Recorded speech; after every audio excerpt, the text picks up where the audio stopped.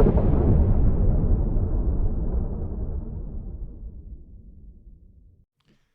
good morning, good afternoon, good evening. Welcome to Big Red Huddle. This is our inaugural episode on the podcast. Just looking to establish ourselves, talk some Husker athletics, just have some fun throughout this episode and future episodes. If you want to get in contact with us, you can get us on Twitter at Big Red Huddle. You can get us at our website bigredhuddle.com, and then we'll be getting up on YouTube as well at Big Red Huddle. This is our inaugural episode. Just looking to have some fun, talk to different people that have a passion for Husker athletics. Our focus in this on this channel is going to be primarily Husker football. We will delve into some basketball and baseball when that warrants as well. Creating this just for entertainment, and more entertainment for myself probably than anybody that'll be listening, but just looking to have some fun, hoping to get some interaction with fellow Husker fans across the country as we enjoy this ride that we're on with Matt Rule, now Dylan Raiola and others. So we'll be focusing on football, maybe doing some blogging in the future. That's we got the website established for that, but our focus will probably be on the podcast side, as I just enjoy talking Husker athletics. Probably do this on a weekly cadence for now. Try to get an episode out every week on the weekends, and then over time, especially when we hit spring ball, and then in the fall, maybe we'll go more. We'll get more episodes out or a stricter cadence at that point in time. For today, we're going to keep it pretty high level and probably fairly short. We're going to take a look at the 2023 football season. Not going to do a deep dive in that. Everybody's watched the games. Everybody's got their opinion. That's a month in the past, over a month ago now. But figure we should look at that. And then my primary focus today will be taking a deep dive into 2023 coaching performances. Just take a look at the staff. Some rumblings out there of some different changes that could be occurring. Some things that I would like to see change, but also the good. Right, we've got a lot of good going on with the staff this year. And then as we move forward as well. So with that, let's huddle up. Let's dive in a little bit. We'll start with the 2023 football season. As I kind of evaluate the year, I break it down into three parts. Kind of those first two games, you've got Minnesota and Colorado. I know coming out of those games, extremely disappointing. Two just amazing college football atmospheres, environments. Obviously, Jeff Sims didn't necessarily perform as we would all have liked. Can't put it all on him. New staff, new mechanics, if you will. Saw a lot of kind of issues, concerns, especially on the offensive side of the ball. That then trickled over into the defense there into Colorado, but started to just really wipe the slate clean coming out of Colorado, and I think that's where you started to see this turn a little bit. And it would have been nice if with a new coaching staff, new coach, new quarterback, you could have started with maybe those more traditional non-conference opponents. Which is where we went through next. Northern Illinois, Louisiana Tech. Heinrich Harburg comes in and kind of settles things down a little bit.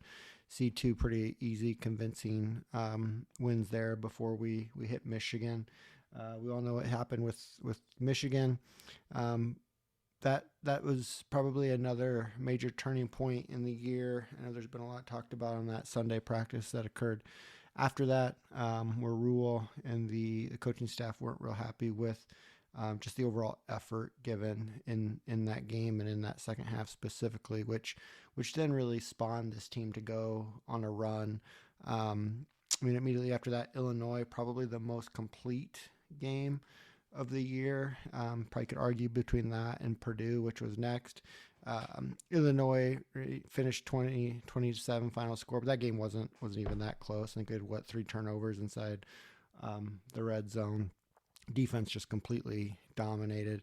Illinois had 1 pass score over the top there in the second quarter, but after that goal line stand in the first quarter, Illinois really didn't do much. Offense moved the ball really well.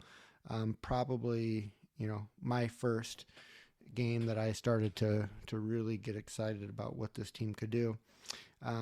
Northwestern then coming out of that bye, 17-9. Purdue 31-14. Again, defense at this point has just really established themselves. There's no real conversation around what the strength of this team is, where we will have to kind of rely on. Just really impressed with Tony White and some of those assistants, which we'll talk about here in a minute. And then from there, it's the unfortunate finish that I think, we're all saying, what if, what could have been. Probably the most disappointing game for me of the year, Michigan State. Just never really. Defense were on their heels at times. I wouldn't say throughout the game, but at times didn't really see or get the stops there that we were accustomed to. Heinrich Harburg, just hate to say this about a kid, but just kind of atrocious, right, for that game. Don't fault him at all. He's in a position that he was sprung into, with the decline of Jeff Sims, the injury to Jeff Sims. Guy just battles his tail off. So love the kid, but just really struggles reading defenses and getting the ball out and where it needs to be. And that was evident pretty clearly in that game against Michigan State. So we dropped that one 20-17, come back. Was really excited about Maryland at home. Thought this was, coming off Michigan State, thought the team would rally, and they did. Defense was just all over the field, several turnovers. Javen Wright and that interception, Brown with that turnover, just did everything to put this team in a position to get over the hump. Chuba comes in there in the fourth quarter, takes the team 90 yards, 95 yards down the field, in position to at least take the lead with a field goal. I like the aggressive play call there to try to get the touchdown. Got to play to win, can't play scared. The play was there, could have been there. Wide receiver runs the wrong route. Chuba throws a poor ball, gets picked off. Maryland goes down and kicks the field goal. Just a gut-wrenching loss. Team comes back though the next week, got 14-0 immediately on Wisconsin. I thought, hey, this is it, getting our sixth win. And just another gut-wrenching loss, which was the theme of these last four games. Go to overtime against Wisconsin. My only criticism on this game would be, we're down 17-14, driving late in the fourth quarter. We have all the momentum, and then we went into a shell and really settled for that game-tying field goal. Really would have liked to have seen Sat and Matt Rule put the pedal down and get at least attempt to go for the win there, as opposed to settling for the tie and overtime. I do think the events from the previous week in Maryland contributed to that. So understand their philosophy, their thought process there. I just would have differed a little bit if I had that opportunity to go for the win. We went for the win the week before, and we didn't go for the win against Wisconsin. So, and then Iowa. I don't know. That's tough. I haven't been part of a game where you're on the opponent's side of the field, 1st and 10, under 30 seconds to go, and yet you lose in regulation. That's Husker football, man. For the last 10, 15 years, where we've invented ways to lose, and we invented a new one there. So again, they kick a last-minute field goal. 4 games end 13-10 for the opponent. 3 games, 13-10. Minnesota, Maryland, and Iowa, 13-10. Just gut wrenching. Last second field goals on all 3 of them. So, and this year 5-7. You look at the season as a whole, though. You'd be crazy to not think that improvement's been made. The culture within the program is night and day, 180-degree difference. Really excited about what this coaching staff's established. You may ask, how do you magnify, or how do you measure culture? Well, just wrapped up the transfer portal. Nobody left, and in fact, Ty Robinson came out even before Iowa and said, "Hey, I want to come back. I want to be with this coaching staff. I want to learn under this coaching staff. I want to grow under this coaching staff." So the culture's night and day from where it was under the previous staff. The development under this staff is night and day. So, although disappointed with the record, 5-7, extremely excited about the future and the go forward with this staff. So, that's just again brief recap of the season.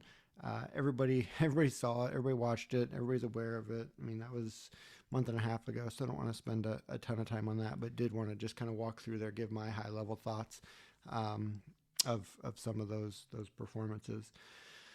What I really want to focus on in this episode, though, is just taking a look at the staff. So we're through this season. We're almost through bowl season at the time of this recording. We just have the national championship game coming up on Monday, Michigan versus Washington. We're through the primary recruiting season. We had early signing day in December. We have the transfer portal. A lot of that has kind of worked through the system. We do have several visitors on campus this week, which I'm not going to hit on a ton here, but we should see a few more additions to the team. But what we're really at now as we think about the college football calendar is coaches conventions coming up starting this Sunday, the 7th.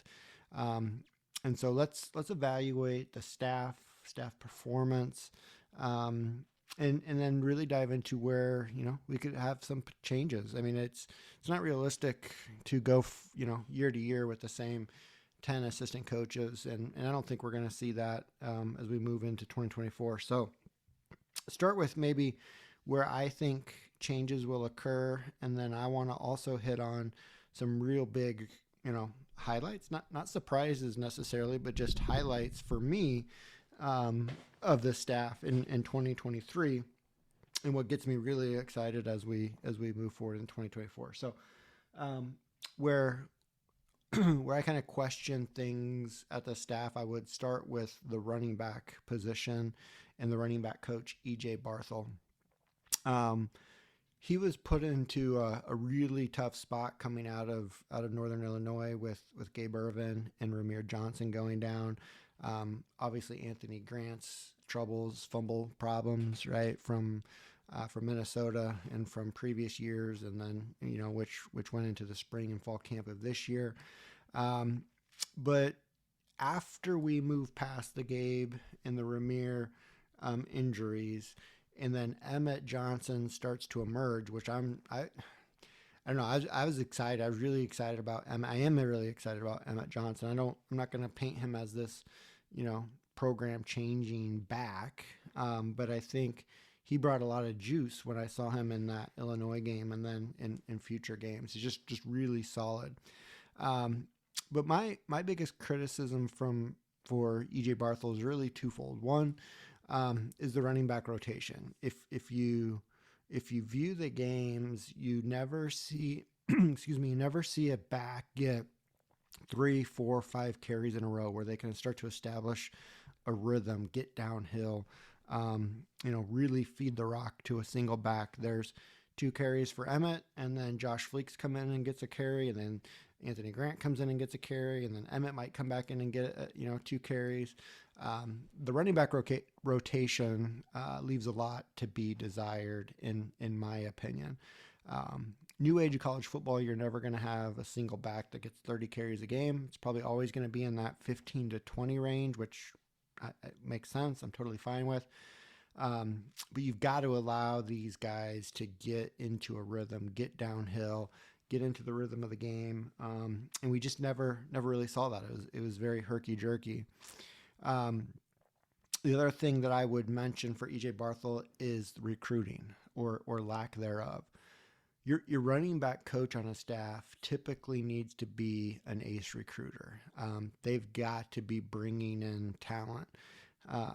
We simply did not see that anywhere this past season. People may mention or speak to Kewan Lacey, who was committed and then kind of blew up on the national stage before ultimately committing and going and signing with Missouri.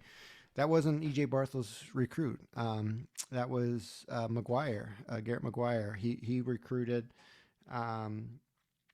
Lacey. He was the main point of contact for Lacey. And so if even if that commitment were to stick, that would have been a credit to McGuire, not E.J. Barthel. And so up until this point, we really haven't seen anything out of E.J. Barthel with respect to recruiting. I'm really questioning the running back rotation. I know E.J. Barthel's got a lot of connections up in the Northeast, and that's where he's primarily coached in the past and has family. Wouldn't be shocked to see a move at that position, whether that's a Matt Rule choice, an E.J. Barthel choice. I think that's a position to watch. I should mention in the running back room, right, there's a lot of question marks. I think Emmett, like if we look at the room today, Emmett Johnson's the clear number one. A lot of questions on Gabe Irvin and whether he can come back from that hip surgery and that hip injury. Early indications are that should be he should be good to go by fall, but that's a delicate injury for sure.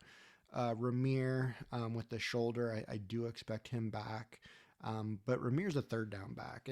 And I get that's what Emmett is as well. But I think Emmett can be more of an every down back than Ramir. And so there's my point kind of as we look through this room is there's a gaping hole.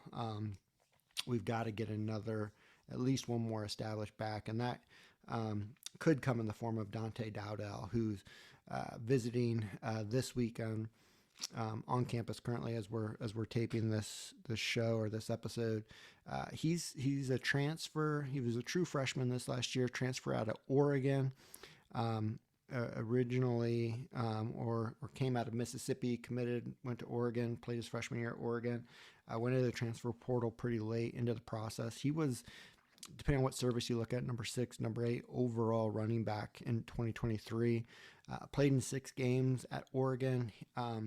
Nothing really negative, right, or spawned him going into the transfer portal other than the kid wants to play. There's 2 dynamic backs there in Oregon ahead of him.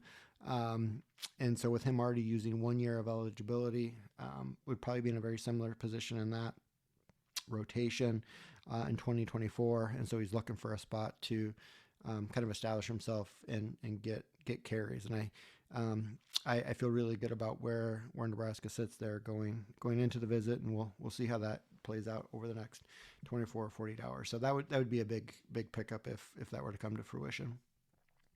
The other spot that I would look at is, or probably just needs to be evaluated, is Marcus Satterfield. And I may surprise you a little bit with my thoughts on Marcus Satterfield. I break down his performance in 2 ways. He's the OC, obviously, but he's also the quarterback coach. I think as an OC, it's an incomplete grade. If you look at the offense holistically for who started against Minnesota versus who was starting at the end of the year in Iowa, completely different personnel, a lot of really young personnel that have never played before. But if you look at plays and you just look at how things are drawn up, especially if you get access to the All-22, you see receivers running open all over the place. Heiner Carberg, love the guy again. His strength is not sitting back there reading defenses and picking them apart and putting the ball where it needs to be.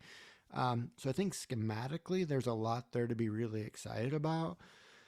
Now, you also got to call plays to your strengths, right? So I understand the criticism, I understand the maybe questioning, if you will, but I would say incomplete at the OC position. Now for quarterback, it'd be hard to give much more than an F for quarterback development. Now, I say that with, go back to what Rule said after the season. The plan coming in was for Marcus Satterfield to coach tight ends, not quarterbacks. He's not a quarterback coach at his core. So I think there's upside there from the offensive coordinator position. Would fully expect him to be the offensive coordinator. There's nothing out there that would lead me to think differently. And I think there's some excitement that can be had there with him as OC. Um, but it would be really disappointing if Marcus Satterfield is coaching um, QBs next year. And I don't think he will be. Um, there's several things that have been out there, or several names that have been out there to kind of keep an eye on. I would expect Marcus Satterfield to be coaching tight ends next year. So Josh Martin has been in that role in an interim basis since the beginning of the year. When we had that unfortunate situation with Bob Wagger, he was let go as permanent tight end coach or full-time tight end coach, and Josh Martin came in on a quote-unquote interim basis. I think he's still in play for a permanent role, but a lot of other things will need to play out before that happens. I think Marcus Satterfield moves to tight ends, keeps his OC role or title. And then the name that I've heard quite a bit is Glenn Thomas, who's currently an offensive assistant with the Pittsburgh Steelers. So Steelers play their final game of the year tonight against Baltimore. We'll see if they're able to squeak into the playoffs. There's a very good chance that their season ends today or tonight, which would then open up his availability. He's got a lot of background with Matt Rule, was co-offense coordinator and QB coach with him at Baylor, also at Temple, started out as a QB coach, and then OC. Could see him coming in as like a quarterback coach, co-offensive coordinator title, or QB coach, passing game coordinator. You could get really, you can play around with those titles just to make sure people are paid accordingly. But I do think we'll have a dedicated QB coach, and if I had to guess today, Glenn Thomas is that name to keep an eye on. There is one other. Well, there's several other names that have been speculated on. One that's been a little bit hot and heavy for the last week or so is Dana Holgorsen. I'm not sure that makes a ton of sense. Dana Holgorsen comes out of that Mike Leach offense. Short passing game, quick passing game, more of an up-tempo offense.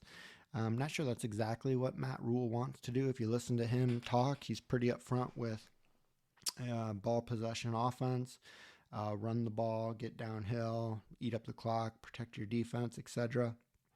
But what I will say is when you're able to get a talent like Dylan Raiola, that could change your thinking as far as your offensive strategy, if you will. You've got an arm talent, you've got a mind talent. What I mean by that is somebody that can sit back there, read defenses, but then an arm talent to get the ball where it needs to be. That certainly changes your thinking a little bit as far as how you want that offense to look. And perhaps Dana Holgorsen is makes a lot of sense in that situation. But I don't ever expect Matt Rule to do a super up tempo air raid type of offense where he then would put his defense in a difficult position. And so I would still lean towards a Glenn Thomas QB passing game coordinator type of role with, keep your eye on that Dana Holgorsen kind of news, if you will, because that's interesting and something I would really want to dive into a lot deeper if that were to come to fruition. But I'm not sure we're quite there yet, but figure there's enough smoke to at least put that name out there. Two other coaches, really three other coaches I'd like to kind of highlight, Terrence Knighton and Rob Dvorkich. These are two really young, up-and-coming coaches with very little experience, very unknown. I had, coming into the year, just full disclosure, tremendously excited about Terrence Knighton and what he brought to the program, was a little bit skeptical on Rob. Both of them couldn't have done more or impressed me more coming out of the year. So just focusing on Terrence Knighton first. Nash Hutmacher, if you look last year, when I say last year, 2022, was one of many, right? And average, maybe at best. That dude was an absolute beast this year. He started to get more attention at the end of the year, which maybe limited his stats. But he absolutely carried that defense in several games. And, if not for our record, probably gets all Big Ten type of recognition. And so between Terrence Knighton, his coaching and his development, and Corey Campbell on the strength and conditioning side, kudos to those guys because Nash and Nash himself, right, buying in and doing all those things necessary to develop. He's now become and positioned himself as a true NFL prospect. And I'm really excited as we see him move forward. You can't have the defensive line conversation without talking about Ty Robinson. He didn't make as big of a jump as Nash, but he made a jump nonetheless. And I was really surprised to see him come back for next year. That tells you all you need to know about the excitement that he has, the trust he has for this staff, Terrence Knighton specifically, and then obviously Matt Rule. And then you look at some of the young guys that are up and coming. James Williams came out of nowhere. That dude's got some burst off the edge that we haven't seen in quite some time. So I'm excited to see him with a full year of development under Terrence Knighton, getting into the strength and conditioning program. Riley Van Poppel.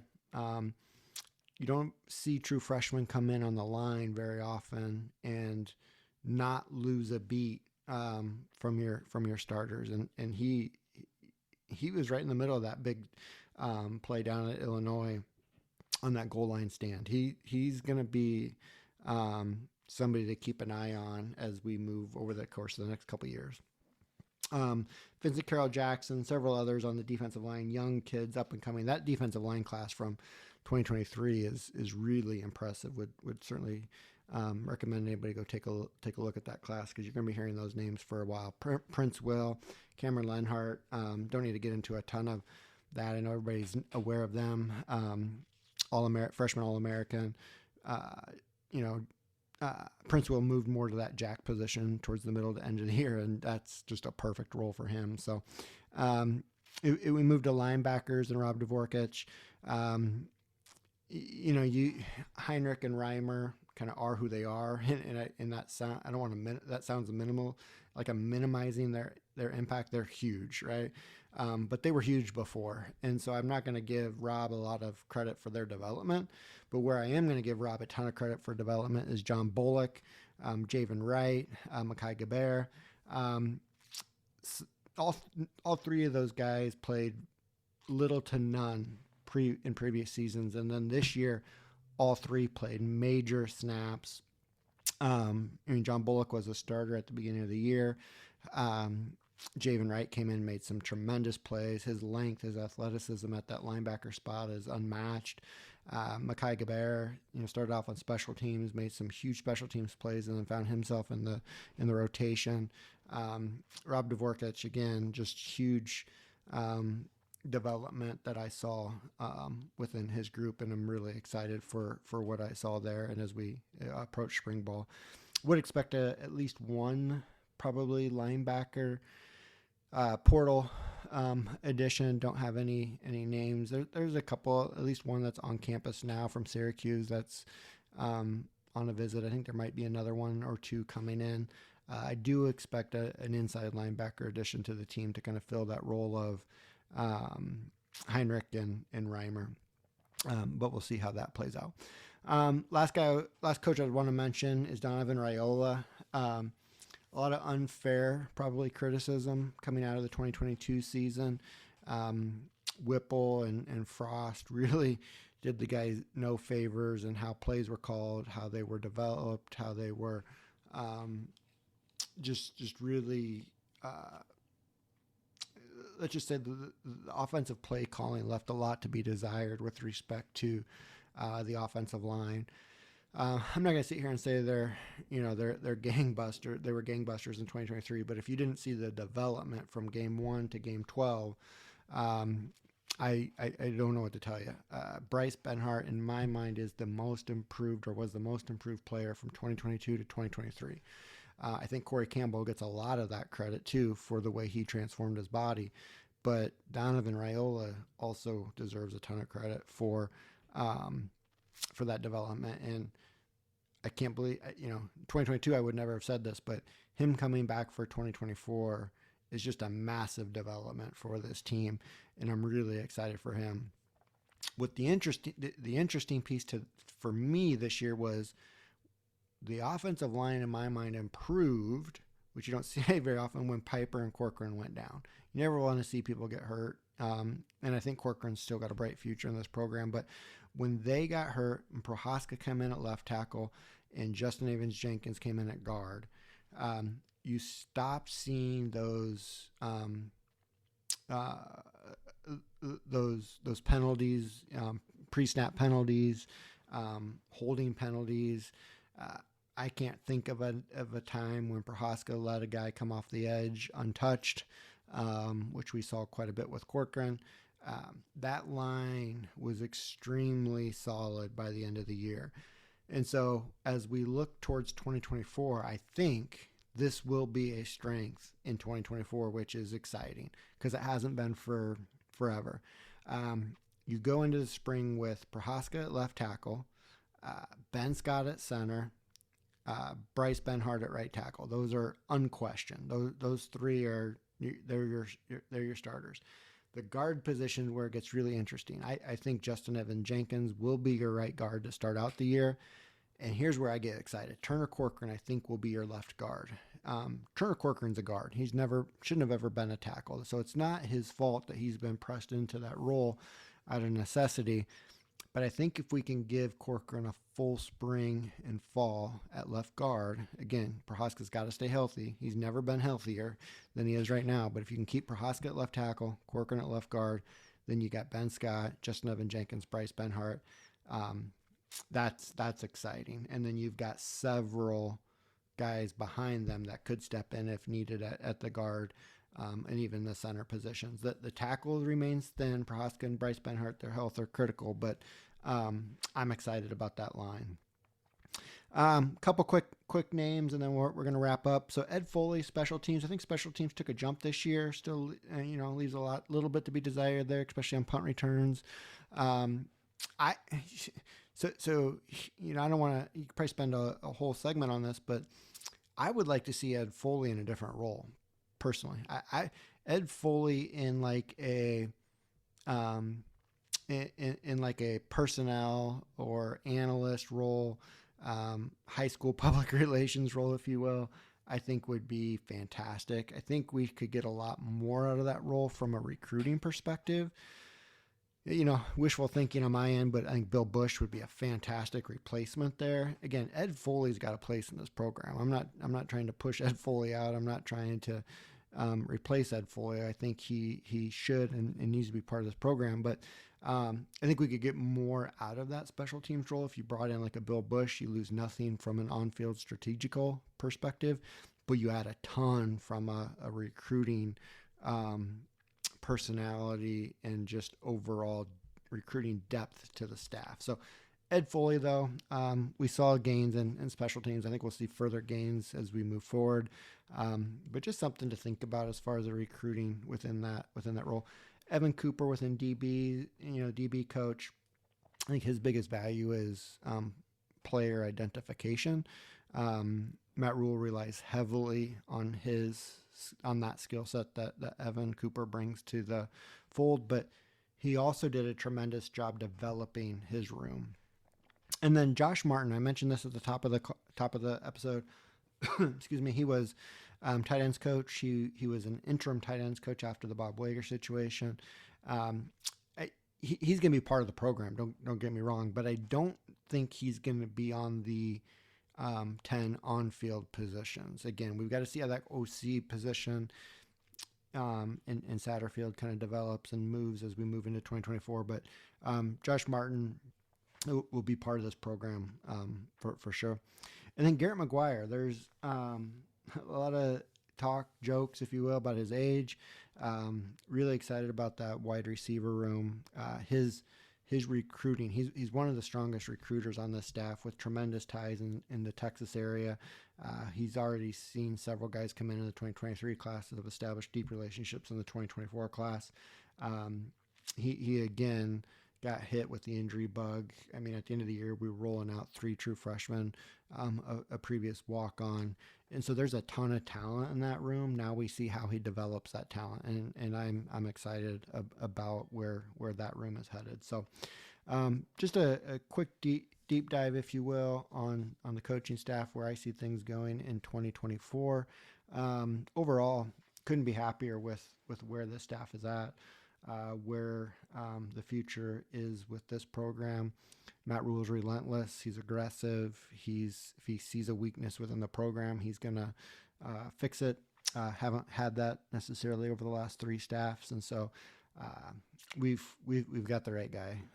No doubts there. So we're gonna wrap up this first episode. Just want to thank anybody that's stuck with me for going on 36 minutes. Appreciate you guys taking a look. Just again, we're going to try to do an episode a week, probably release on the weekends as we get to spring ball, maybe increase that. Visit us on Twitter at Big Red Huddle. Visit us on the website, bigredhuddle.com, and then on YouTube at Big Red Huddle. I think that's going to wrap us up for the week, though. If you guys want have any suggestions for future episodes or for future topics, please reach out. We'll get those added to the pod. We'll talk to you next week. Thanks, guys. Appreciate it.